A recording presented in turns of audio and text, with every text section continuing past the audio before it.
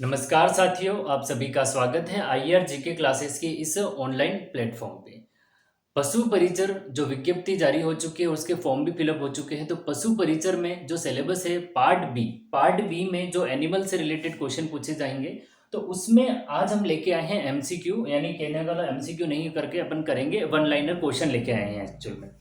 तो हम बात करते हैं आज का अपना ये पहला टॉपिक है।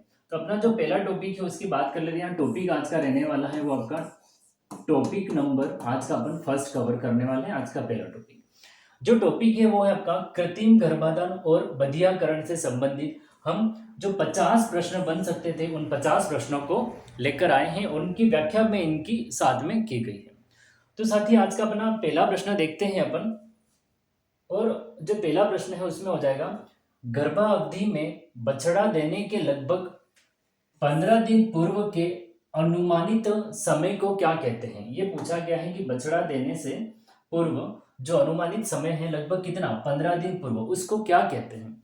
तो उसको कहा जाता है डाउन कवर कहेंगे। क्या कहेंगे अपन यहाँ पे, डाउन कवर कहेंगे। और जो भी साथी वीडियो को देख रहे हैं तो मैं टाइम दूंगा, अपन रिवीजन भी करेंगे। इन क्वेश्चनों को आप साथ साथ में लिख भी सकते हो। हर टॉपिक से अपन 30-40 जितने भी क्वेश्चन बन सकते हैं, जितने भी प्रश्न अच्छे बन सकते हैं, वो सभी प्रश्नों को कवर करेंगे अपन।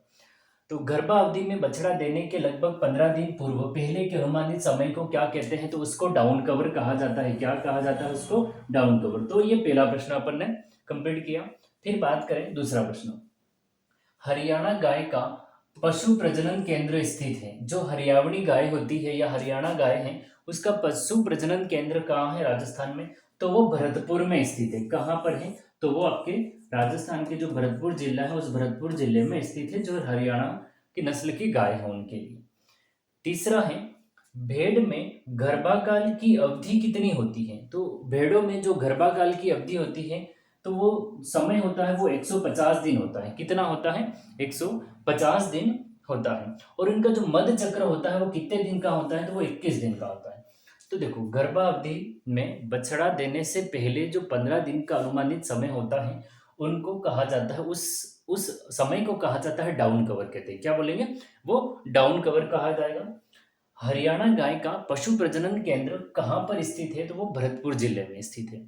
फिर तीसरा प्रश्न है अपने सामने कि भेड़ों में जो गर्भाकाल की अवधि होती है वो कितने समय की होती है। ये दिया गया है 150 दिन की अवधि होती है। कितने दिन की होती है, 150 दिन की। तो साथ ही साथ साथ में आप नोट भी करते रहें कि कितने दिन की होगी, 150। अगर मध्य चक्र पूछे जाए तो ये होता है आपका 21 दिन का। किस में दिया गया है, तो याद रखना ये भेड़ों के लिए बताया गया। किसके लिए बताया गया है, तो भेड़ों के लिए कहा गया है। फिर अपन आ जाते हैं चौथे प्रश्न पे। चौथा प्रश्न है, रसायन विधि से बधियाकरण करते समय किस रसायन का प्रयोग किया जाता है। तो ये किया जाता है सिंटल वेस्ट्रोल का उपयोग किया जाता है। और इसको कहा जाता है सिंथेटिक फीमेल सेक्स हार्मोन। इसको कहा जाता है सिंथेटिक फीमेल सेक्स हार्मोन। ये होता है स्टिल वेस्ट्रोल है ना, नॉर्मली याद रखना वेस्ट्रोल कहते हैं इसको। तो ये होगा आपका, इसको सिंथेटिक फीमेल सेक्स हार्मोन भी कहते हैं। ये रसायन विधि में जो बंध्याकरण किया जाता है और इस केमिकल का उपयोग किया जाता है। इंपॉर्टेंट प्रश्न रहेगा, अपन कह सकते हैं मोस्ट इंपॉर्टेंट प्रश्न। ये केमिकल से रिलेटेड प्रश्न पूछे जा सकते हैं। फिर बात करें, पांचवा प्रश्न अपना है, बंध्याकरण हेतु रबड़ के सख्त छल्ले। ये पूछा गया है, रबड़ के सख्त छल्ले का प्रयोग किस विधि में किया जाता है। तो एलस्ट्रेटर विधि में क्या किया जाता है, एलस्ट्रेटर विधि में। तो बकरे व मेमने व छोटे बछड़ों में। अब ये पूछा जाएगा कि जो एलस्ट्रेटर विधि है उसमें किसका प्रयोग किया जाएगा, तो रबड़ के सख्त छल्लों का प्रयोग किया जाएगा। अब बात करें यानी बधियाकरण करने के लिए, तो अब एक्चुअल में जो रबड़ के सख्त छल्ले का प्रयोग किया जाता है, लेकिन उस विधि को क्या कहते हैं, एलस्ट्रेटर। इस विधि के द्वारा किन किन पशुओं में जो बधियाकरण है उनके वृषणों को बधियाकरण कर दिया जाएगा। किसके द्वारा किया, मतलब किस में किया जा सकता है, तो बकरे हो सकते हैं, मेमने हो सकते हैं और छोटे बछड़े। यानी एक्चुअल में बात करें तो ये कम उम्र जो एनिमल्स होंगे उनके लिए काम आएगी एलस्ट्रेटर विधि। तो रसायन विधि से बधियाकरण करते समय किस रसायन का उपयोग किया जाए, स्टिल वेस्ट्रोल का उपयोग किया जाएगा और सिंथेटिक फीमेल सेक्स हार्मोन कहते हैं इसको। फिर बात करें बंधियाकरण है, तो रबड़ के सख्त छल्ले का प्रयोग किस विधि से किया जाता है या किस विधि में किया जाता है? एलेस्टेटेड कम उम्र के जो जानवर होते हैं, पशु होते हैं, उनके लिए उपयोग किया जाता है। जैसे छोटे बकरे हैं, मेमने हैं, छोटे बछड़े हैं, उनके लिए इस विधि का उपयोग किया जाता है। छठा प्रश्न है, नवजात बछड़े के मांस को क्या कहते हैं? ये पूछा गया, जो नवजात जो बछड़ा है उसके मांस को कहते हैं विल कहते हैं। तो ये बछड़े के मांस को कहा जाता है, किसको कहा जाता है? जो बछड़े का मांस होता है उसको विल कहते हैं। सुअर के मांस को क्या कहते हैं? सुअर के मांस को पोर्क कहते हैं। बकरे के मांस को क्या कहते हैं? तो ये बकरे के मांस को चैवन कहते हैं। क्या कहते हैं? चैवन कहते हैं। तो याद रखना, बछड़े के मांस को क्या कहेंगे? बछड़े का जो मांस है उसको विल कहते हैं। पोर्क किसको कहा जाता है? तो जो सुअर का मांस होता है उसको क्या कहते हैं? सुअर के मांस को पोर्क कहते हैं। बकरे के मांस को क्या कहा जाता है? बकरे के मांस को चैवन कहते हैं। क्या कहते हैं? चैवन या चैवन कहा जाता है। तो इस टाइप के भी प्रश्न बन सकते हैं। तो जो भी साथी तैयारी कर रहे हैं उन तक वीडियो को शेयर करें अधिक से अधिक आप लोग। फिर बात करें, छठा प्रश्न वापिस रिवीजन कर लेते हैं। तो नवजात बछड़े, एक्चुअल में सीधा सा याद रखना आपको, बछड़े के मांस को कहते हैं विल। फिर बात करते हैं कि सुअर के मांस को क्या कहते हैं? तो पोर्क कहते हैं। पोर्क किसका मांस हो कहलाता है? तो सुअर का मांस। बकरे का मांस चैवन। तो तीनों साथ में लिख लेते हैं यहाँ पे। विल है उसको कहते हैं, वो होता है बछड़े का मांस, ठीक है। फिर आपके पास में पोर्क है, पोर्क होता है वो किसका मांस होता है? तो वो होता है आपका सुअर का मांस हो जाएगा। इसके बाद है चैवन। ये जो चैवन या जो चैवन है वो है आपका बकरे का मांस। ये तीनों याद रखने हैं। मुर्गे के मांस को क्या कहते हैं? तो ये चिकन कहते हैं, ठीक है। मुर्गे को मांस को क्या कहते हैं? चिकन कहा जाता है। फिर 10वां प्रश्न, बंधियाकरण का सर्वोत्तम मौसम कौन सा है? बंधियाकरण का सर्वोत्तम मौसम साथियों शीत ऋतु है, क्योंकि शीत ऋतु में जो बंधियाकरण विधि की जाती है, ठीक है, एक देसी विधि होती है और एक कृत्रिम विधि होती है। दोनों ही विधियां शीत ऋतु में ज्यादा उपयोगी है, ठीक है। ठंड का मौसम रहता है तो गर्मी कम रहेगी। अगर चीरा फाट लगा रहे हैं तो कुछ भी, तो उसके सड़ने की इस तरह की जो दिक्कत है गर्मी में, तो वो कम सर्दी में कम रहती है एक्चुअल में। तो गर्मी में और बारिश के मौसम में थोड़ा रिस्क ज्यादा रहता है, तो शीत ऋतु सबसे उपयोगी मानी गई है। बंधियाकरण करने का जो सर्वोत्तम मौसम है वो शीत ऋतु मानी जाती है।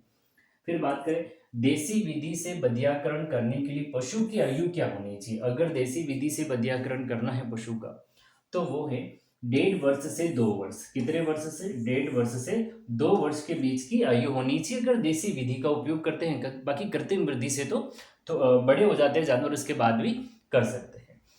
तो मुर्गे के मांस को क्या कहते हैं? ये होता है जो मुर्गे का मांस, उसको अपन क्या कहते हैं? चिकन कहते हैं। बंधियाकरण करने का सर्वोत्तम मौसम कौन सा होता है? शीत ऋतु होगी, ठीक है। देसी विधि में बंधियाकरण करना है तो कम उम्र या छोटी उम्र, छोटी उम्र कौन सी हो जाएगी? 1 से मतलब 1.5 से अपन जनरली बांध दे 2 वर्ष, ठीक है। 1.5 से 2 वर्ष की उम्र वाला जो भी पशु है उसका बंधियाकरण करना है तो देसी विधि से अपन कर सकते हैं। इससे बड़ा है तो फिर वो कंट्रोल में नहीं रहे पशु देसी विधि से, या फिर उसको कुछ नुकसान पहुंच सकता है, तो इसलिए देसी विधि का उपयोग बड़े जानवरों के लिए, बड़ी उम्र जो हो जाती है उनके लिए नहीं कर सकते हैं। छोटी उम्र के लिए ये उपयोगी रहेगा। 12वां प्रश्न, गाय के मध्य चक्र की अवधि कितनी होती है? तो गाय के मध्य चक्र की अवधि कितनी होती है? 21 दिन। और इससे पहले हमने पढ़ा भेड़ों में कितनी होती है? तो भेड़ों में भी 21 दिन होती है, याद रखना। गाय के मध्य चक्र की अवधि 21 दिन, भेड़ों में मध्य चक्र की अवधि 21 दिन होती है। और भेड़ों में जो गर्भकाल होता है वो कितने होता है? 150 दिन का होता है। कितने दिन का होता है? तो 150 दिन का होता है। मंथ हिसाब से अपन 30 का एवरेज लेके भी मंथ इसके भी बना सकते हैं। जैसे 30 हो गया, फिर 60 2 मंथ हो गया, 90 120 लगभग, और एवरेज देखें तो 5 मंथ 5 माह बोल सकते हैं। कितना बोल सकते हैं अपन? 5 महीने बोल सकते हैं, या 150 दिन बोलना है। मेवाती गाय का पशु प्रजनन केंद्र कहाँ है? तो जो अलवर भरतपुर वाला एरिया है उसको कहते हैं मेवात क्षेत्र। तो मेवाती गाय का पशु प्रजनन कहाँ है? तो अलवर के अंतर्गत है। और हरियाणी गाय का पशु प्रजनन केंद्र कहाँ था? तो हरियाणी गाय का पशु प्रजनन केंद्र था, वो कहाँ था? भरतपुर में। हरियाणी गाय का जो पशु प्रजनन केंद्र था वो कहाँ था? भरतपुर में। यहाँ पूछा गया मेवाती गाय, तो भरतपुर और अलवर वाला जो क्षेत्र है उसको कहते हैं मेवात क्षेत्र। तो मेवाती गाय के लिए अलवर में पशु प्रजनन केंद्र है। फिर बात करें 14,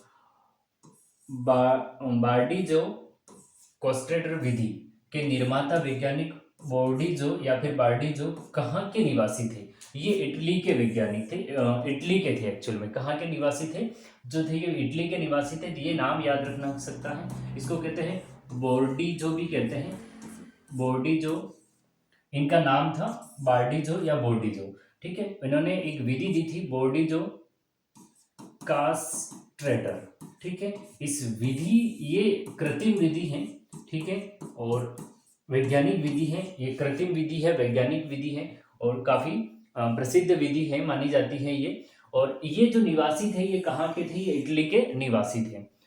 तो गाय का मध्य चक्र 21 दिन, भेड़ों में मध्य चक्र 21 दिन। जो भेड़ है उसका गर्भकाल माना जाता है 5 महीने, और दिन देखें तो 150 दिन माना जाता है।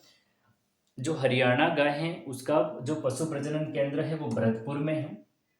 मेवाती गाय का पशु प्रजनन केंद्र कहाँ है? तो मेवाती गाय का पशु प्रजनन केंद्र अलवर जिले में है। तो बार्डीजो या बोर्डीजो कास्ट्रेटर विधि के निर्माता वैज्ञानिक बोर्डीजो कहाँ के निवासी थे? इटली के थे। ये कृत्रिम विधि है या वैज्ञानिक विधि कहते हैं अपन इसको। 15वां प्रश्न है अपना, वीर्य स्टोर करने के लिए तरल नाइट्रोजन, ये पूछा है, तरल नाइट्रोजन पूछा गया, का तापमान होना चाहिए। तो तरल नाइट्रोजन, अगर वीर्य स्टोर करना है तरल नाइट्रोजन में, तो ये होना चाहिए -196 डिग्री, ठीक है, -196 डिग्री सेल्सियस टेम्परेचर होना चाहिए। कितना होना चाहिए?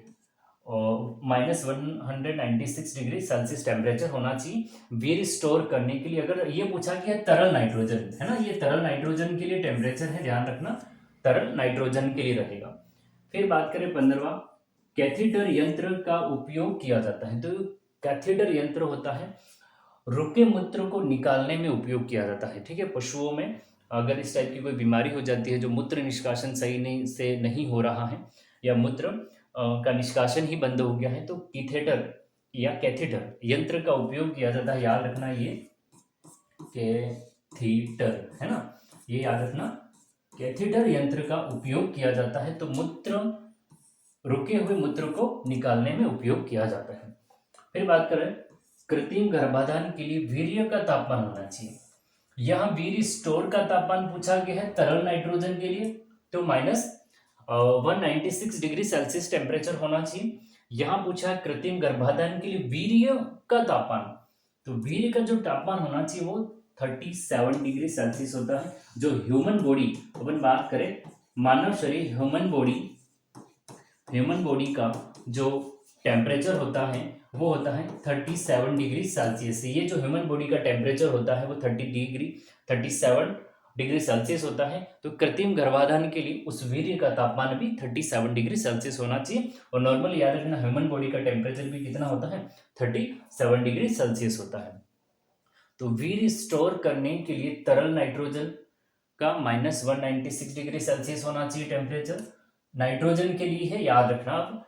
और कैथेटर यंत्र का उपयोग किया जाता है, तो रुके हुए मूत्र को निष्कासन करने के लिए या निकालने के लिए इस यंत्र का उपयोग किया जाता है। ये एक वैज्ञानिक विधि के अंतर्गत ये यंत्र आता है। कृत्रिम गर्भाधान के लिए वीर्य का तापमान पूछा गया है 37 डिग्री सेल्सियस। फिर बात करें आज का अपना 18वां प्रश्न, बछड़े का गर्भाशय में ठीक स्थिति में न होना क्या कहलाता है? डिसट्रोकिया कहलाता है। एक्चुअल में ये मतलब क्वेश्चन इस तरह से है, अगर कोई जैसे बात करें, जैसे बछड़ा गाय की बात करें, तो गाय का गर्भकाल चल रहा है, गर्भाशय में जो बछड़ा है उसकी स्थिति सही नहीं है एक्चुअल में, तो यानी उस स्थिति को क्या कह सकते हैं, ठीक स्थिति में नहीं है, तो उसको कहते हैं डिसट्रोकिया। क्या कहते हैं? डिसट्रोकिया कहा जाता है।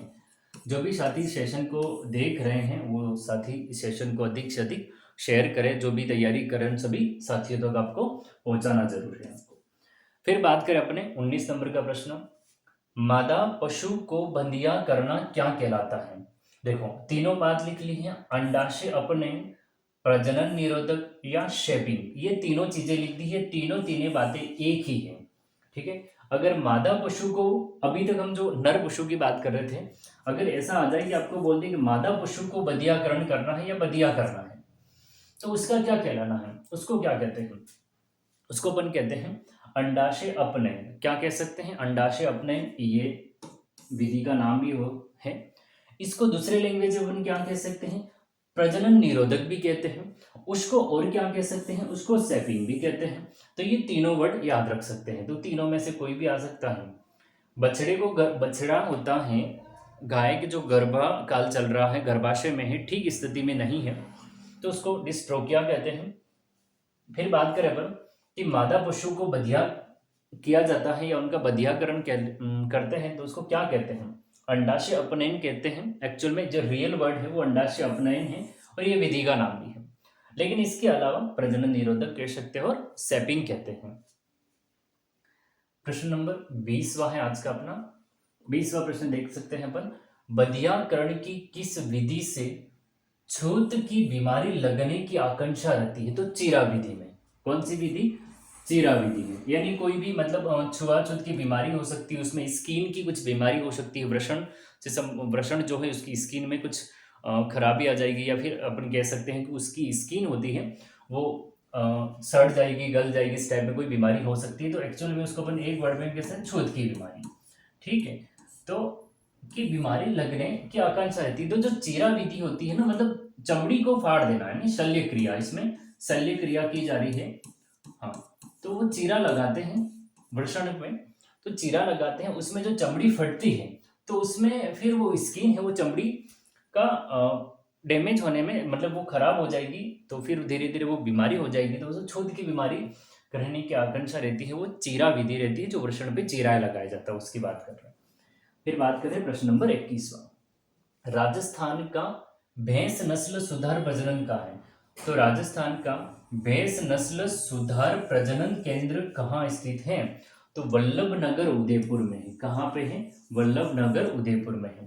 राजस्थान का भैंस नस्ल सुधार प्रजनन केंद्र कहाँ पर स्थित है? तो बात करें वो वल्लभनगर उदयपुर में है।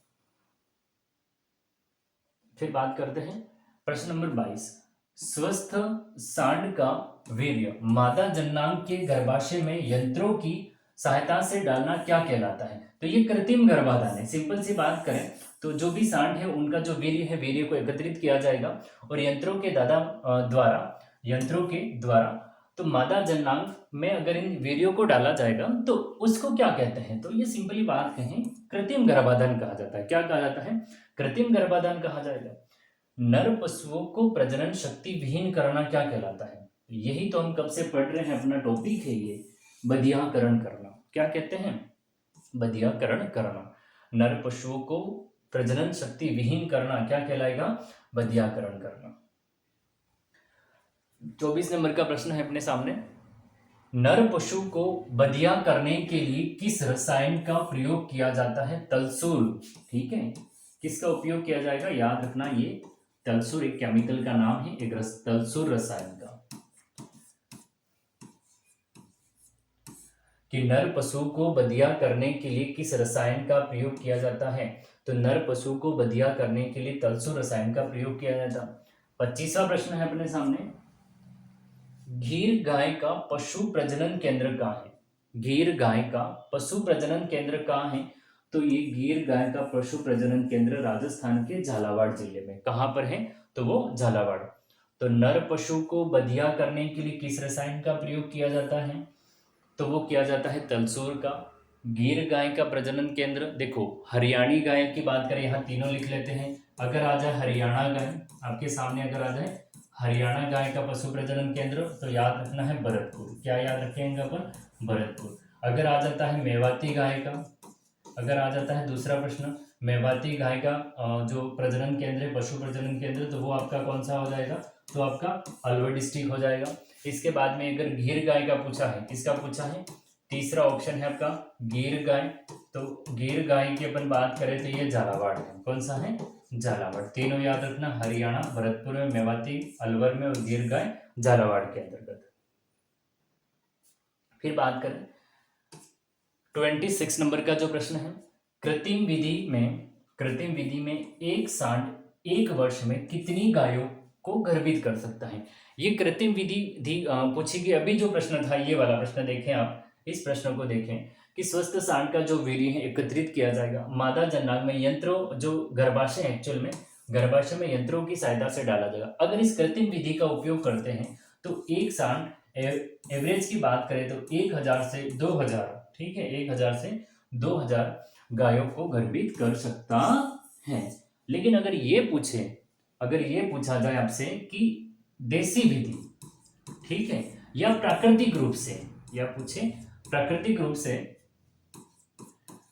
तो वो होता है 50 से 60 गाय, 50 से 60 गायों को गर्भित कर सकता है। तो कृत्रिम विधि पूछेगा तो क्या आ जाएगा, कृत्रिम विधि में 1 से 2000, और देसी विधि या प्राकृतिक विधि की बात करें तो अपन 50 से 60 गायों को गर्भित कर सकता है। प्रश्न नंबर 27 लेते हैं अपन। प्रश्न नंबर 27 की बात करते हैं। कृत्रिम रूप से वीर्यों को एकत्रित करने के लिए किस यंत्र का प्रयोग किया जाता है। तो रेक्टो वजाइनल यंत्र, ठीक है, क्या नाम है, रेक्टो वजाइनल यंत्र। इस यंत्र का अपन नाम लिख लेते हैं, आप भी नोट कर ले। रेक्टो वजाइनल, कई जगह वेजाइनल कहता है, रेक्टो वेजाइनल यंत्र भी लिखा हुआ आपको मिल सकता है। तो ये है रेक्टो वेजाइनल या रेक्टो वजाइनल यंत्र कहते हैं। तो प्राकृतिक विधि या देसी विधि 50 से 60 गायों को गर्भित कर सकता है। कृत्रिम विधि 1 से 2000 गायों को गर्भित कर। कृत्रिम विधि के लिए पहले रेक्टोवेजाइनल यंत्र के द्वारा उस वीर्य को एकत्रित करना पड़ेगा। प्रश्न नंबर 28 से अपने सामने, सुअर में बधिया के लिए कौन सी विधि उपयोग की। तो जो सुअर में जो किया जाता है वो चीरा लगाकर, ठीक है, जो सुअर के जो वृषण होते हैं उनमें चीरा लगाया जाता है। तो सुअर में बधिया के लिए कौन सी विधि का उपयोग किया जाता है, तो ये चीरा लगाकर। और चीरा लगाकर विधि का उपयोग कौन से जानवर में करेंगे, वैसे बहुत मोस्ट ऑफ कई जानवर में की जा सकती है, लेकिन विशेष रूप से ये सुअरों में इनका उपयोग किया जाता है। सांड की परख करने के लिए बने गुणांक पत्र में अंडकोश के स्वरूप अंक निर्धारित किए गए हैं, वो कितने अंक हैं। ये एक फैक्चुअल पॉइंट है, ठीक है, ये सीधा आपको याद रखना है 6 अंक। जैसे ये गुणांक पत्र होता है, ठीक है, गाय का जो अपन बात करें, जो वीर्य होता है, तो उस सांड की परख करने के लिए, एक्चुअल में तो सांड की परख करने के लिए जो गुणांक पत्र बना रहता है उसमें अंडकोश के स्वरूप अंक निर्धारित होते हैं। मतलब तो उसमें जो गुणांक पत्र होता है उसमें कौन सा जो नंबर है वो बताता है कि वो एक अच्छा सांड है। तो ये है अंक 6 जो अंक है वो सांड की परख को बताएगा कि वो एक अच्छा सांड है, ये गुणांक पत्र में रहता है। तो सुअर में बधिया के लिए कौन सी विधि का उपयोग किया जाएगा, सीरा लगाकर। सांड की परख करने के लिए जो गुणांक पत्र है अंडकोश के स्वरूप अंक निर्धारित किए गए, तो कौन सा अंक है वो 6 अंक रहेगा। फिर आपके सामने है 32 नंबर का प्रश्न, बधियाकरण की वैज्ञानिक विधि कौन सी है। देखो, चीरा लगाकर जो विधि की जाती है वो भी कौन सी आपकी वैज्ञानिक विधि है। फिर बात करें तो बार्डी जो कॉस्ट्रेटर या कास्ट्रेटर जो विधि है, दूसरी विधि की बात करें, ये भी वैज्ञानिक है। एलस्ट्रेटर विधि है, तो एलस्ट्रेटर भी विधि क्या है, ये सभी की सभी आपकी वैज्ञानिक विधि है, या इनको अपन कहते हैं कृत्रिम, बोलते हैं वैज्ञानिक विधियां है। ये देसी विधि नहीं है, ये वैज्ञानिक विधि है, याद रखना। चीरा लगाकर, बार्डी जो, कास्ट्रेटर, एलस्ट्रेटर विधि, ये जो विधियां हैं ये तीनों की तीनों विधियां है वैज्ञानिक विधि है। ऊंट में गर्भकाल की अवधि कितनी होती है। तो भेड़ों में, पहले फिर से रिवीजन कर लेते हैं, भेड़ में कितनी होती है 150 दिन या 5 माह, ये किस में होती है, भेड़ों में। मध्य चक्र कितने दिन का होता है, तो मध्य चक्र 21 दिन का होता है।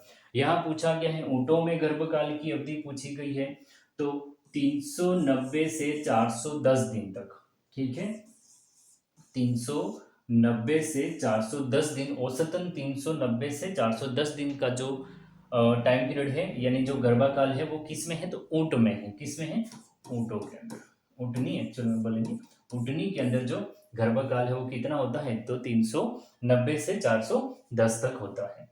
फिर बात करते हैं, आपका अगला प्रश्न है कि 34 नंबर का प्रश्न है, बकरी में गर्भकाल की अवधि कितनी होती है। तो ये 151 दिन, यानी अपन मान सकते हैं भेड़ों और बकरी में सेम होती है, भेड़ों और जो बकरी होती है लगभग उसमें जो 150 दिन एवरेज रहता है, इसमें अपन यहाँ 151 दिन लिखा है। ठीक है, तो 35 प्रश्न पे आ जाते हैं अपन। ले लगभग 34 प्रश्न कर लिए, 35 प्रश्न पे आए हम। तो जो भी साथी वीडियो को देख रहे हैं एक बार शेयर जरूर कर ले, और चैनल पे नए हैं तो आप लोग चैनल को सब्सक्राइब जरूर करें भाई, सपोर्ट करें आप लोग। अब बात करते हैं 35 नंबर के प्रश्न की। तो मुर्गे को बंदिया करना क्या कहलाता है? तो कैपोनाइजेशन कहलाते हैं। क्या कहते हैं? कैपोनाइजेशन। मुर्गे को कर रहे हैं तो अपन क्या बोलेंगे? कैपोनाइजेशन। क्या बोलेंगे?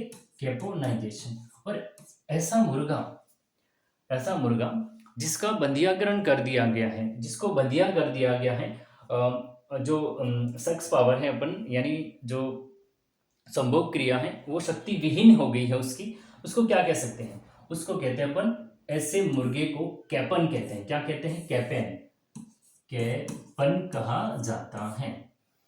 तो मुर्गे को बदिया करना क्या कहलाता है? कैपोनाइजेशन कहते हैं उस मुर्गे को जिसका बदियाकरण हो चुका है, उसको कहते हैं कैपन। पशुओं को गर्भित यानी गर्भित करवाने की कितनी विधियां है? तो दो विधि होती है, प्राकृतिक विधि होती है, कृत्रिम विधि होती है। ठीक है, कितनी विधि होती है? दो विधि होती है, तो कृत्रिम गर्भधारण वाली और एक प्राकृतिक विधि होती है। तो भेड़ में जो गर्भकाल की अवधि होती है वो 150 दिन होती है। बकरियों में कितनी होती है? वो भी 151 150 दिन होती है। मध्य चक्र कितना होता है भेड़ों में? 21 दिन का होता है। मुर्गे को बंधियाकरण करना कैपोनाइजेशन कहते हैं, ऐसे मुर्गे को कैपन कहते हैं। पशुओं को गर्भित करवाना दो विधियां होती है, प्राकृतिक विधि होती है, एक कृत्रिम विधि होती है। फिर बात करें 37 नंबर का प्रश्न है, थार पारकर। ये है थार पारकर गाय का पशु प्रजनन केंद्र कहाँ है? तो सूरतगढ़ के अंतर्गत है। कहाँ है? सूरतगढ़, श्री गंगानगर के अंतर्गत है। फिर बात करें जर्सी गाय पशु प्रजनन केंद्र का है? बस्सी, जयपुर में। ये सीधे आपको याद रखने हैं कि कौन कौन सी गाय, जैसे अपन ने वापिस ले लेते, भरतपुर के अंदर कौन सी गाय का था? ठीक है, भरतपुर में था वो आपकी हरियाणा गाय, हरियावड़ी गाय बोल सकते हैं या हरियाणी गाय। ठीक है, हरियाणी गाय की बात कर लेते हैं अपन। इसके बाद में अलवर में भी था, अलवर के अंदर था आपका मेवाती गाय, अलवर के अंदर मेवाती था। इसके बाद यहाँ देखा है थार पारकर, तो थार पारकर में कौन सा है? तो मतलब ये सूरतगढ़ के अंतर्गत थार पारकर गाय के लिए। फिर जर्सी गाय के लिए कौन सा है? तो बस्सी, जयपुर है। तो थार पारकर गाय का पशु प्रजनन केंद्र सूरतगढ़ में, जर्सी गाय का पशु प्रजनन केंद्र बस्सी, जयपुर में। एक उदयपुर में, वल्लभनगर उदयपुर में था भैंस प्रजनन जो सुधार केंद्र था। भरतपुर में हरियाणा गाय के लिए, मेवाती का अलवर के लिए, थार पारकर के लिए, ये हो गया। और एक और था गिर गाय के लिए। तो जो गिर गाय होती है, गिर गाय के लिए झालावाड़ था। कौन सा था? गिर गाय के लिए झालावाड़ पशु प्रजनन केंद्र था। 39 नंबर का प्रश्न है, गाय में गर्भकाल की अवधि कितनी होती है? तो गाय में गर्भकाल की जो अवधि होती है वो 280 दिन से 285 दिन तक की होती है। और मध्य चक्र होता है 19 से 21 दिन का। ठीक है, तो भेड़ों में, बकरी में, गाय में 21 दिन का मध्य चक्र रहता है। 20-21, 19-20-21 जनरली ये 3 दिन एवरेज माने जाते हैं, जनरली 21 ज्यादा माना जाता है। सही। यहाँ पूछा गया है गाय में गर्भकाल की अवधि। तो बात करें यहाँ पे, रिवीजन कर लेते हैं। भेड़ में गर्भकाल 150 दिन। ठीक है, फिर बात करें बकरी में गर्भकाल की अवधि के कितने दिन? 150 दिन। और इसके बाद में अभी हमने पढ़ा ऊँटनी के अंदर होता है 390 से लेकर होता है ये 410 दिन तक, 390 से लेकर 410 दिन तक। फिर यहाँ पे अपना ये 3 हो गए, यहाँ चौथा रहेगा, ये चौथा है वो 280 से लेकर 285 दिन तक गाय के लिए। भेड़ों में कितना होता है? 150 दिन, बकरी में 150 दिन, ऊँटनी के अंदर 390 से 410 दिन तक होता है, 280 से 285 गायों के अंदर। भारत में प्रथम कृत्रिम गर्भाधान किसके द्वारा करवाया गया था? किस वैज्ञानिक के द्वारा करवाया गया था? तो ये पशुओं की बात कर रहे हैं। तो भारत में जो पशुओं के अंदर है ना, बात करें अपन पशुओं के अंदर, तो भारत में पशुओं के अंदर प्रथम बार कृत्रिम गर्भाधान किसके द्वारा करवाया था? तो डॉक्टर संपत कुमरान के द्वारा। डॉक्टर संपत कुमरान के द्वारा, ये नाम याद रख सकते हैं हम, इनका नाम याद रख सकते हैं अपन जरूर। इससे रिलेटेड क्वेश्चन बन सकता है कि भारत में प्रथम बार पशुओं में कृत्रिम गर्भाधान किसके द्वारा किया गया था? तो ये किया गया डॉक्टर संपत कुमरान के द्वारा। तो 40 प्रश्न हो गए हैं, 40 प्रश्न पढ़े अपन ने। 41 नंबर का प्रश्न है आज का सामने अपने, 41 नंबर का। फिर बात करें गाय भैंस में कृत्रिम गर्भाधारण में मादा में वीर्य सेचन हेतु किस विधि का उपयोग किया जाता है? तो रेक्टोवेजाइनल विधि का। और इसी विधि को अपन क्या कहते हैं? कृत्रिम गर्भाधारण कहते हैं। क्या कहते हैं? कृत्रिम गर्भाधारण। इसी को हम कृत्रिम गर्भाधारण विधि कहते हैं, याद रखना। देखो, गाय भैंस में कृत्रिम गर्भाधान में मादा में जो वीर्य सेचन सीधा किया जाता है, उस विधि को क्या कहते हैं? तो रेक्टोवेजाइनल विधि कहते हैं। इसी को हम कृत्रिम गर्भाधान विधि कहते हैं। लेकिन याद रखना, मैंने बताया था ये रेक्टोवेजाइनल यंत्र है। क्या है ये? रेक्टोवेजाइनल एक यंत्र है, और इस यंत्र को ही क्या कहते हैं? रेक्टोवेजाइनल। फिर बात करें भेड़ बकरी में कृत्रिम गर्भाधान में मादा में जो वीर्य सेचन है तो किस विधि का उपयोग किया जाता है? ठीक है, ये दोनों प्रश्न सेम है, लेकिन यहाँ गाय भैंस के लिए, गाय और भैंसों में है रेक्टोवेजाइनल यंत्र, रेक्टोवेजाइनल विधि। भेड़ बकरी में है वेजाइनल स्पेकुलम विधि। ठीक है, याद रखना, ये अपन यहाँ लिख लेते हैं। भेड़ और बकरी में है वेजाइनल स्पेकुलम विधि। तो ये चीजें आपको याद रखनी है। गाय भैंस पूछे तो रेक्टोवेजाइनल, भेड़ बकरी पूछे तो वेजाइनल स्पेकुलम विधि, सुअर में पूछे तो कॉर्क स्क्रू पिपेट। ठीक है, ये याद रखना, स्क्रू है ये एक्चुअल में, है ना, स्क्रू, कॉर्क स्क्रू पिपेट विधि का। यहां से अपने 4-5 प्रश्न कवर होते हैं। देखो, गाय और भैंस के लिए तो रेक्टोवेजाइनल विधि यंत्र भी रेक्टोवेजाइनल है, विधि को रेक्टोवेजाइनल है। ये सारी कौन सी? कृत्रिम गर्भाधारण विधि। भेड़ बकरी तो वेजाइनल स्पेकुलम।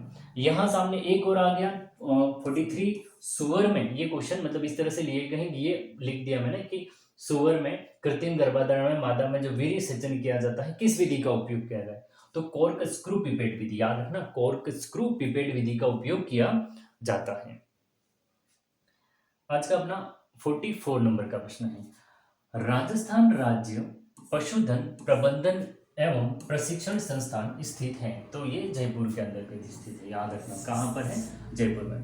राजस्थान राज्य पशुधन प्रबंधन एवं प्रशिक्षण संस्थान राजस्थान के किस जिले में है? तो ये जयपुर जिले में है। भैंस में गर्भकाल की अवधि कितनी होती है? 310 दिन। कितनी होती है? 300 दिन। तीनों को वापिस याद करते हैं। देखो, भेड़ में बात करें 150 दिन हो जाएगा, भेड़ों में 150 दिन हो जाएगा। फिर बात करें बकरी की बात करें तो ये दूसरा है, बकरी में अपन लगभग 151 दिन मानते हैं। ठीक है, 150 से 151 दिन। फिर बात करते हैं, हमने पढ़ा था उटनी के अंदर। ठीक है, उटनी के अंदर अगर बात करें तो वो होता है 390 से लेके 410 दिन होता है। ये 3 हो गए अपने पास। भेड़ के अंदर 150 दिन, बकरी के अंदर 151 दिन, उटनी कर 390 से 400। फिर हमने पढ़ा था गाय, तो गाय के अंदर हमने पढ़ा था 280 से 285 दिन एवरेज टाइम रहता है। ठीक है, ये 4 हो गया, और ये 5वां आ गया अपने सामने। 310 दिन किस में होते हैं? तो वो भैंस में होते हैं। किस में होते हैं? भैंस में। देखो साथियों, इतने सारे प्रश्न अपन याद कर रहे हैं, यहीं पे आपको नोट करते रहना है कि भेड़ में कितना है?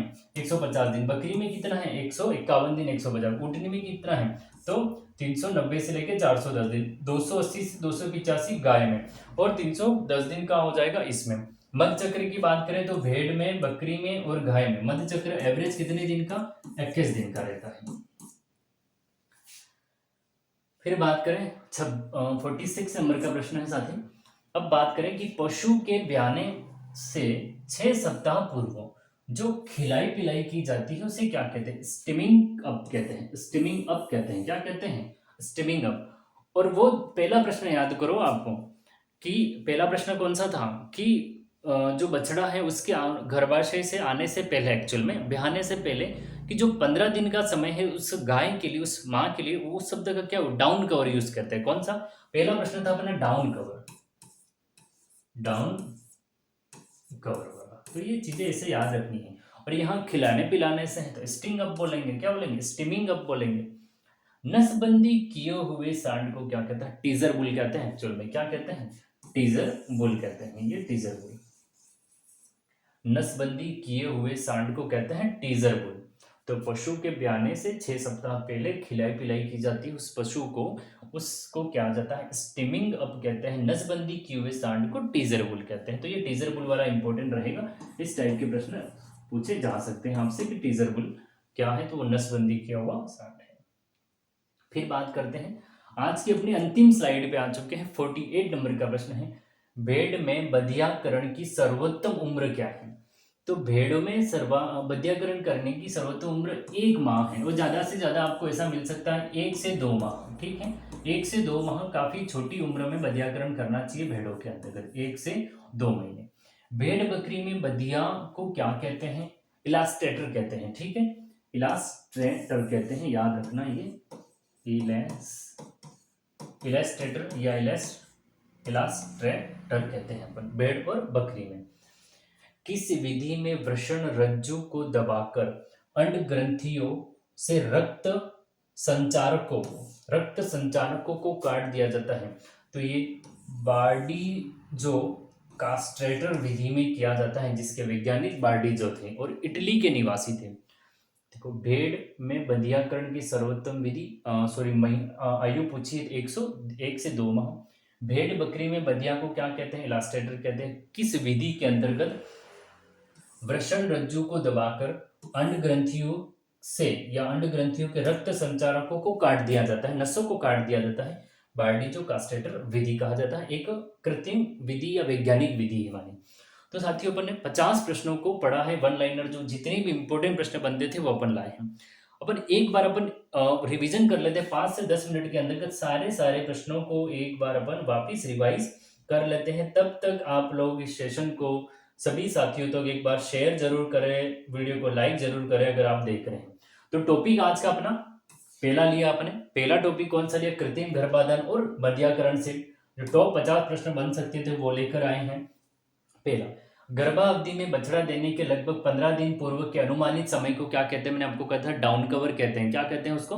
डाउन कवर कहते हैं। लगभग 15 दिन अनुमानित समय माना जाता है। दूसरा प्रश्न है, हरियाणा गाय का पशु प्रजनन केंद्र कहाँ है? बार बार बताता आ रहा हूं मैं, हरियाणा गाय का पशु प्रजनन केंद्र कहाँ है? भरतपुर जिले में है। फिर बात करें, भेड़ में गर्भकाल की अवधि कितनी होती है? तो अपने 3-4 बार बताया, भेड़ों में 150 दिन, गायों में 151 दिन होता है, मध्य चक्र 21 दिन होता है। ठीक है, भेड़ों में कितना हो जाएगा? 150 दिन और ये 120 दिन हो जाएगा।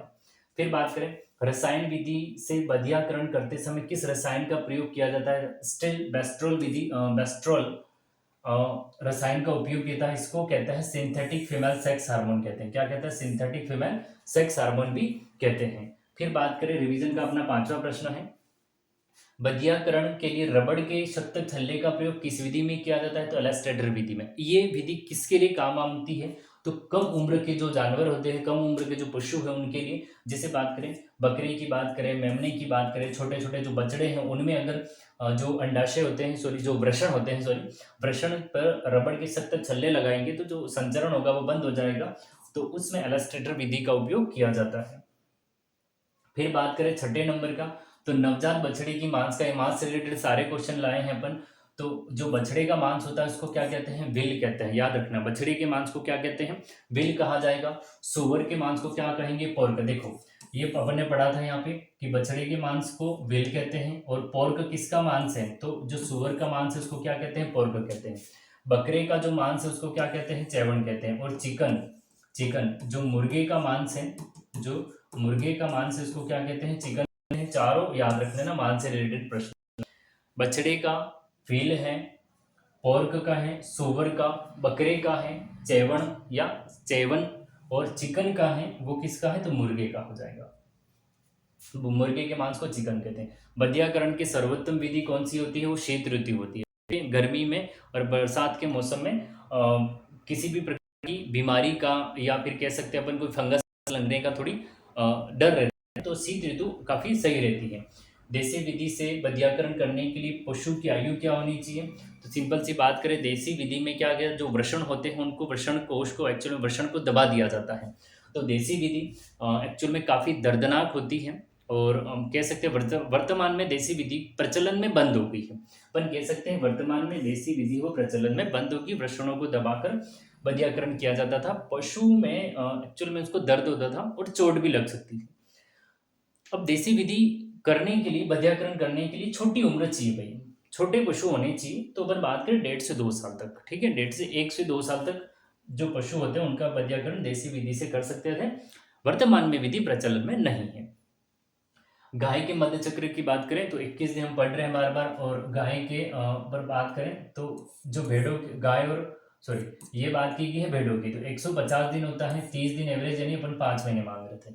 मेवाती गाय का पशु प्रजनन केंद्र, ठीक है, हरियाणा गाय का भरतपुर, मेवाती गाय का अलवर, ठीक है, हरियाणी गाय का कहाँ था, भरतपुर था। मेवाती गाय का पशु प्रजनन केंद्र कहाँ पे है, तो अलवर में है। बार्डीजो कास्टेटर विधि के निर्माता वैज्ञानिक बार्डीजो कहाँ के निवासी थे, तो वो इटली के निवासी थे। कहाँ के थे, इटली के। बार्डीजो कास्टेटर एक कृत्रिम वैज्ञानिक विधि है। वीर स्टोर करने के लिए तरल नाइट्रोजन की बात की गई। तरल नाइट्रोजन के 196 डिग्री सेल्सियस टेम्परेचर चाहिए। कीथेटर यंत्र क्या है, तो मूत्र, रुके हुए मूत्र को निकालने में किस यंत्र का उपयोग किया जाता है, कीथेटर यंत्र का। कैथेटर एक्चुअली में बोलेंगे, कैथीटर यंत्र का उपयोग किया जाता है। प्रश्न नंबर 17 है अपना रिवीजन का आज। कृत्रिम गर्भाधान के लिए वीर्य का तापमान होना चाहिए। वीर्य का जो ह्यूमन बॉडी का टेम्परेचर कितना होता है, 37 डिग्री सेल्सियस होता है। तो याद रखना, कृत्रिम गर्भाधारण करवाना है तो वीर्य का तापमान भी 37 डिग्री सेल्सियस होना चाहिए। बछड़े का गर्भाशय में ठीक स्थिति में नहीं होना वो कहा जाता है डिस्ट्रोकिया। क्या कहते हैं, डेस्ट्रोकिया या डिस्ट्रोकिया। इसको डेस की जगह डिस ज़्यादा बेटर है, डेस्ट्रोकिया या डिस्ट्रोकिया। फिर बात करें कि मादा पशु को बधियाकरण करना एक विधि का नाम है अंडाशय अपनयन विधि, लेकिन इसके अलावा दूसरे शब्दों का भी उपयोग किया जाता है। प्रजनन निरोधक कह सकते हैं, शेपिंग विधि भी कहते हैं, या शेपिंग भी कह सकते हैं। ये याद रखना, अंडाशय अपनयन, प्रजनन निरोधक, शेपिंग, इन तीनों वर्ड का यूज किया जाता है मादा पशु को बधियाकरण करने में। रिवीजन का 20वां प्रश्न, बधियाकरण की किस विधि में छूत की बीमारी लगने की आकांक्षा रहती है, तो शल्य क्रिया के द्वारा जो किया जाता है चीरा लगाना, जो वृषण पर चीरा लगाते हैं उसमें छूत की बीमारी यानी स्किन की बीमारी हो सकती है वहां पे। राजस्थान का भैंस नस्ल सुधार प्रजनन, उदयपुर, वल्लभनगर। वल्लभनगर कहाँ आ जाएगा, उदयपुर, वल्लभनगर। याद रखना, राजस्थान का भैंस प्रजनन नस्ल सुधार केंद्र है वो यहाँ पे है। स्वस्थ सांड का वीर्य मादा जन्नांग के गर्भाशय में यंत्रों की सहायता से डालना क्या कहलाता है, कृत्रिम गर्भाधारण कहलाता है। क्या कहते हैं, कृत्रिम गर्भाधारण कहते हैं। और कृत्रिम गर्भाधारण में एक सांड होता है वो 1000 से 2000 गायों को पूरे साल में वो गर्भित कर सकता है। लेकिन अगर यही देसी विधि पूछी जाए तो आपको बताना है कि वो लगभग 50 से 60 गायों को गर्भित कर सकता है, नेचुरली रूप से, प्राकृतिक रूप से। नर पशुओं के प्रजनन शक्ति विहीन, यही हमारा टॉपिक था। ये दो ही तो अपने टॉपिक है, कृत्रिम गर्भाधारण और हाँ जो एक तो कृत्रिम गर्भाधारण और बंधियाकरण, ये आज का टॉपिक है। यही अपन ने इसको भी कवर किया है साथ में जो प्रश्न है। फिर बात करें 24 नंबर, नर पशुओं को बधियाकरण करने हेतु किस रसायन का उपयोग किया जाता है, तो तलसुर का। ठीक है, याद रखना, नर पशु की बात कर रहे हैं, तलसुर केमिकल का उपयोग किया जाता है, रसायन का। गिर गाय का पुनः वापिस पढ़ते हैं, हरियाणा गाय, भरतपुर, मेवाती गाय, अलवर। गिर गाय कहाँ थी, तो अपन बात करें गिर गाय की बात करें झालावाड़। चौथा था सॉरी हाँ तीसरा है ये गिर गाय तो झालावाड़। ये तीनों प्रश्न यहाँ कवर कर लिए अपन ने वापिस। फिर बात करें कि ये अपन ने पढ़ा था कि कृत्रिम विधि में एक साल में 1 से 2000 गायों को गर्भित कर सकता है। वहीं प्राकृतिक विधि के द्वारा नेचुरली रूप से बोले तो कितना करना है आपको, 50 से 60 गायों को। कृत्रिम रूप से वीर्य को एकत्रित करने के लिए किस यंत्र का, यहाँ पे यंत्र का नाम पूछा गया है।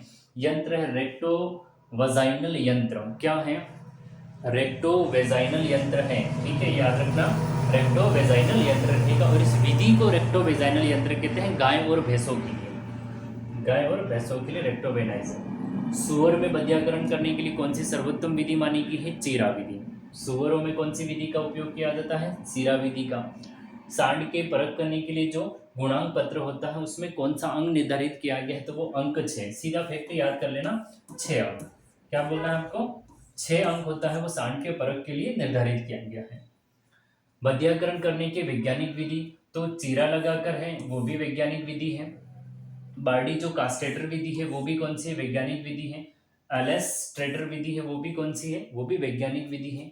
फिर बात करें ऊंट में गर्भकाल की अवधि कितनी होती है, तो ऊंट में गर्भकाल की जो ऊँटनी एक्चुअल में अपन बात करेंगे, ऊँटनी में गर्भकाल की अवधि कितनी होती है, तो 390 से 410 दिन तक होती है। बकरी में गर्भकाल की अवधि 151 दिन, देखो भेड़ों में और बकरी में लगभग 150 151 दिन बोल सकते हैं। तो इधर हमने पढ़ा कि ऊँटनी में होता है 390 से 410 दिन तक होता है। मुर्गे को बधियाकरण करना क्या कहलाता है, उस विधि का नाम है कैपोनाइजेशन कहते हैं। उस मुर्गे को क्या कहते हैं, तो कैपन कहते हैं। पशु को गर्भित करने की दो विधियां होती है, एक तो प्राकृतिक विधि होती है जो नेचुरली होती है, एक होती है कृत्रिम गर्भाधान विधि जिसको अपन कृत्रिम विधि कहते हैं। फिर बात करते हैं थार पारकर गाय का पशु प्रजनन केंद्र कहाँ है, तो थार पारकर गाय का देखो भरतपुर में, हरियाणा गाय, अलवर में, मेवाती गाय, थार पारकर सूरतगढ़ में और गिर गाय झालावाड़ में।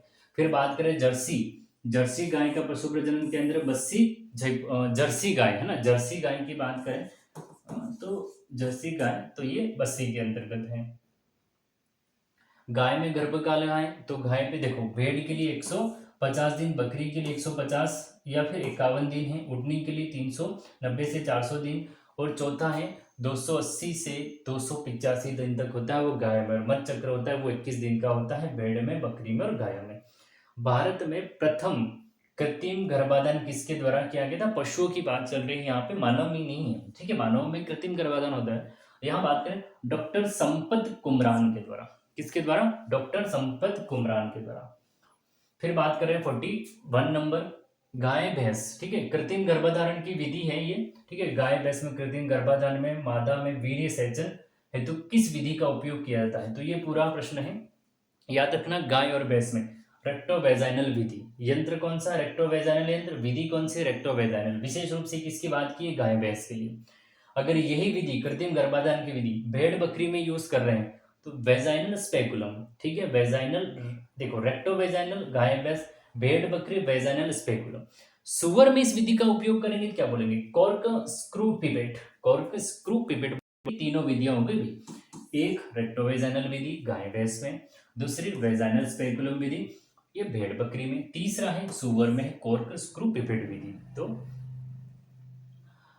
फिर है राजस्थान राज्य पशुधन प्रबंधन प्रशिक्षण संस्थान कहाँ है, तो जयपुर में। कहाँ पर है, जयपुर में।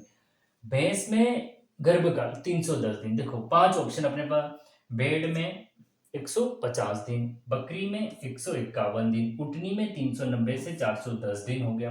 गाय में कितना हो गया, गाय में 280 से 285 दिन गाय में। मध्य चक्र इन तीनों में, सॉरी ऊँटनी को छोड़ देते हैं, गाय भेड़ और बकरी में 21 दिन होता है। पांचवा 310 दिन किस में होता है, वो होता है भैंस के अंतर्गत। किसके अंतर्गत होता है, भैंस के अंतर्गत। फिर बात करें पशु के ब्याने से 6 सप्ताह पूर्व जो खिलाई पिलाई होती है उसको क्या कहते हैं, स्टीमिंग अप कहते हैं। क्या कहते हैं, स्टीमिंग अप कहते हैं। नसबंदी क्यूबिस सांड को कहते हैं टीजर बुल, ठीक है। दोनों प्रश्न इंपॉर्टेंट रहने वाले हैं ये, ठीक है। ये स्टीमिंग अप किसके लिए यूज किया गया, तो खिलाई पिलाई के लिए। नसबंदी हुए सांड को क्या कहते हैं, टीजर बुल कहेंगे। क्या बोलेंगे अपन, टीजर बुल। आज की अंतिम स्लाइड, भेड़ में, चलो सॉरी यहाँ पे एक मिनट, यहाँ पे और क्वेश्चन थे अपने पास में, चलो एक दो क्वेश्चन और है अपने पास में, वो नंबर शायद से ऊपर नीचे हो गया, अपन देख लेंगे उसको। तो यार देख लेते हैं अपन। तो भेड़ में बधियाकरण की सर्वोत्तम उम्र क्या है, तो ये 1 माह है। क्या है, भेड़ में बधियाकरण की सर्वोत्तम उम्र क्या हो जाएगी, तो 1 से 2 माह मान सकते हैं अपन। इसके बाद भेड़ बकरी में बधिया को क्या कहते हैं, तो इलास्ट्रेटर विधि का, एक्चुअल में इलास्ट्रेटर विधि का उपयोग कहते हैं। विधि का नाम पूछा है, किस विधि में वृषण रज्जु को दबाकर अंड ग्रंथि के रक्त संचारकों को काट दिया जाता है, तो बार्डिजो कास्टेटर विधि। और यहाँ से साथ ही ये अपने एक दो क्वेश्चन आई थिंक ऊपर नीचे हो गए होंगे, यहाँ से अपन इसको नंबरिंग और देते हैं अपन, जैसे इसको अपन नंबरिंग दे देते हैं 51 नंबर का प्रश्न और इसको 52 नंबर का। तो 2 प्रश्न अपने पास और एक्स्ट्रा आ चुके हैं। राजस्थान गोवंश नस्ल सुधार, राजस्थान गोवंश नस्ल सुधार प्रजनन केंद्र कहाँ है, तो राजस्थान गोवंश नस्ल सुधार प्रजनन केंद्र कहाँ है, बस्सी जयपुर के अंतर्गत है। कहाँ है, बस्सी जयपुर में। वीर्य को कितने डिग्री सेल्सियस ठोस पर, ठोस CO2 में सुरक्षित है। देखो तरल N2 नाइट्रोजन की बात करें अपन, नाइट्रोजन लिक्विड नाइट्रोजन, तरल नाइट्रोजन की बात करें थे तो -196 डिग्री सेल्सियस टेम्परेचर था। यहाँ पे पूछा गया है सॉलिड CO2, और सॉलिड CO2 में हमें दिया गया मतलब ठोस कार्बन डाइऑक्साइड, तो ये है -79 डिग्री सेल्सियस टेम्परेचर की बात की गई है। तो राजस्थान का गोवंश नस्ल सुधार प्रजनन बस्सी जयपुर में, वीर्य को अगर ठोस CO2 में सुरक्षित करना है तो -79 डिग्री सेल्सियस, वही लिक्विड नाइट्रोजन में करना है तो 196 डिग्री सेल्सियस टेम्परेचर की जरूरत पड़ती है। तो साथियों, इस प्रकार हमने जो कृत्रिम गर्भधारण और बधियाकरण इस टॉपिक से जो अपने 50 प्रश्नों को लेकर आए थे, लेकिन 2 प्रश्न और अपन ने लिखे थे, तो यहाँ पे 52 प्रश्नों को अपन ने कवर किया है। तो साथ ही जितने भी प्रश्न बन सकते थे, ठीक है, जितने भी बुक में दे रखे थे और भी अदर अगर चीज़ें से अपन जिसे MCQ से बन सकते थे, उन सारों प्रश्नों को कवर किया है यहाँ पे। तो सेशन अगर अगर आपको अच्छा लगता है तो अधिक से अधिक शेयर जरूर करना है, चैनल को सब्सक्राइब करें, वीडियो को लाइक जरूर करें आपको, ताकि थोड़ा यूँ लगता है कि हाँ लोग लाइक कर रहे हैं वीडियो को, पता चलेगा आगे और बेहतर काम करने का। तो मिलेंगे अपन अगले वीडियो में। आप सभी लोगों का धन्यवाद।